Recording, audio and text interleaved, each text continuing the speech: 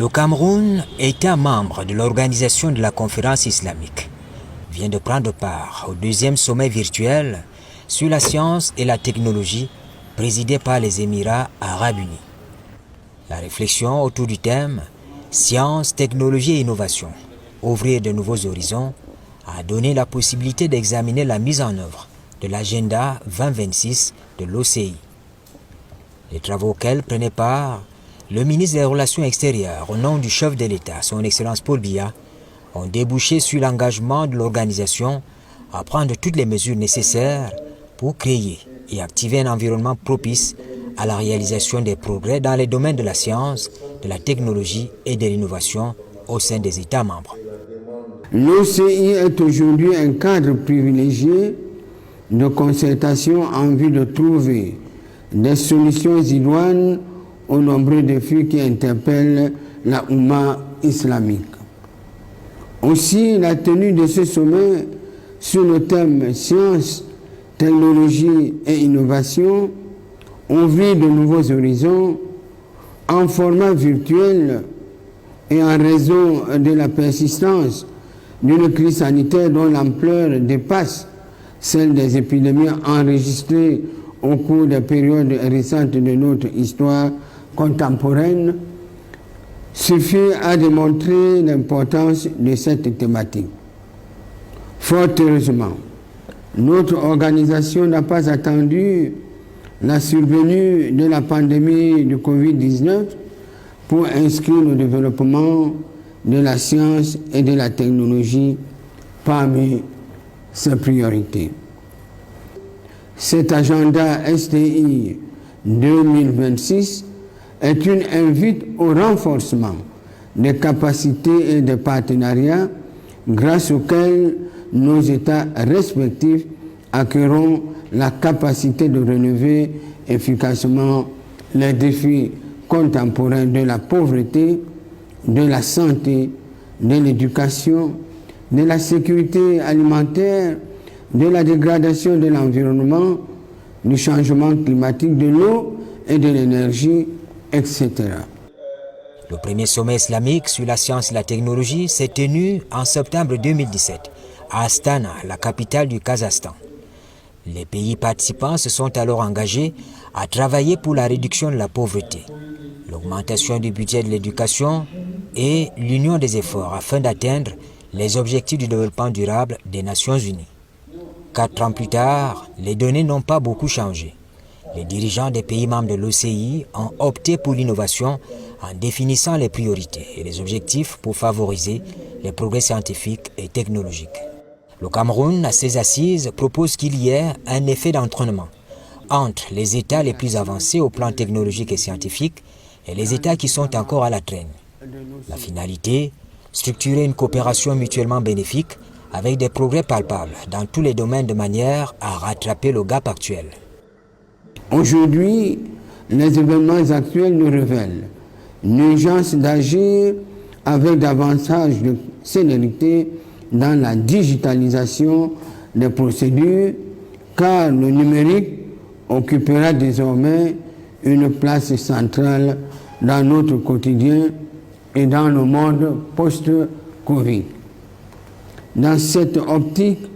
mon pays, le Cameroun, accorde une place prépondérante à la recherche scientifique, au développement technologique et à l'innovation. À cet égard, il me plaît de mentionner que 2 départements ministériels sont dédiés, l'un à la recherche scientifique et à l'innovation et l'autre au développement technologique. Bien plus,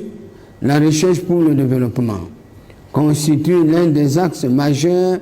de la stratégie nationale de développement SND30 qui décline les actions prioritaires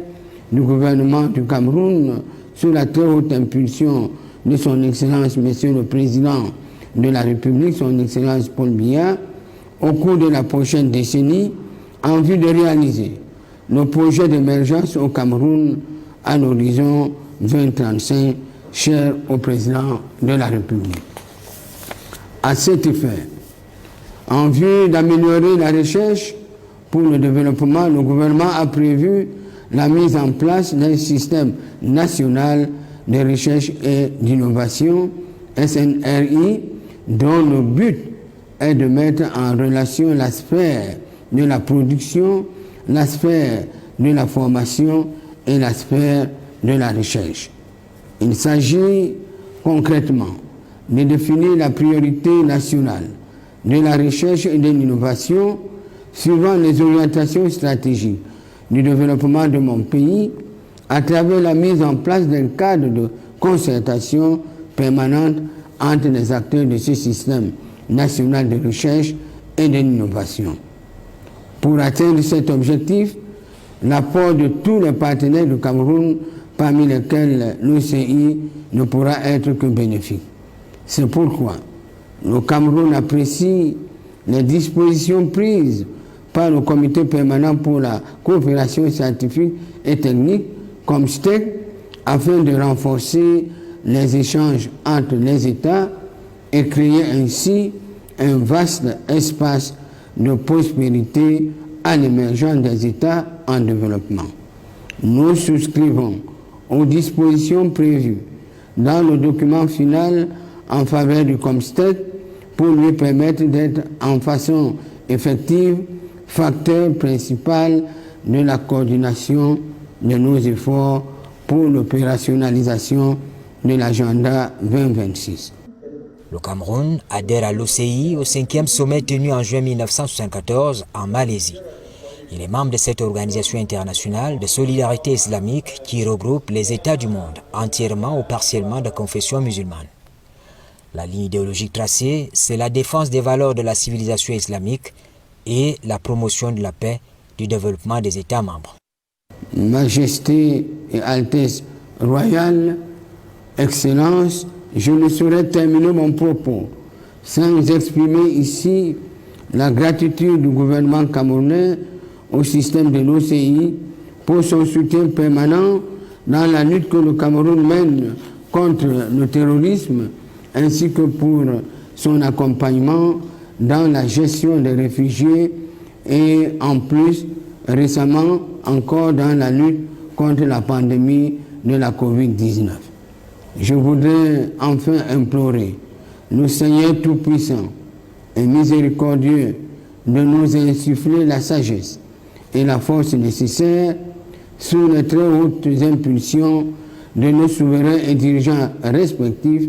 afin de conclure avec succès les travaux de ce deuxième sommet sur la science et la technologie dans le sens de la sauvegarde du prestige et de l'influence de notre chère organisation. Au chapitre des retombées de la coopération avec l'OCI, le Cameroun bénéficie des préférences commerciales, des mesures d'effacement de la dette, des bourses de formation universitaire, des opportunités de stage de perfectionnement et bien sûr la construction des lieux de culte et des écoles. La grande mosquée de Yaoundé, de son vrai nom, complexe islamique du serviteur des deux saintes mosquées, la plus grande mosquée d'Afrique centrale, est le meilleur exemple qui s'offre à tous.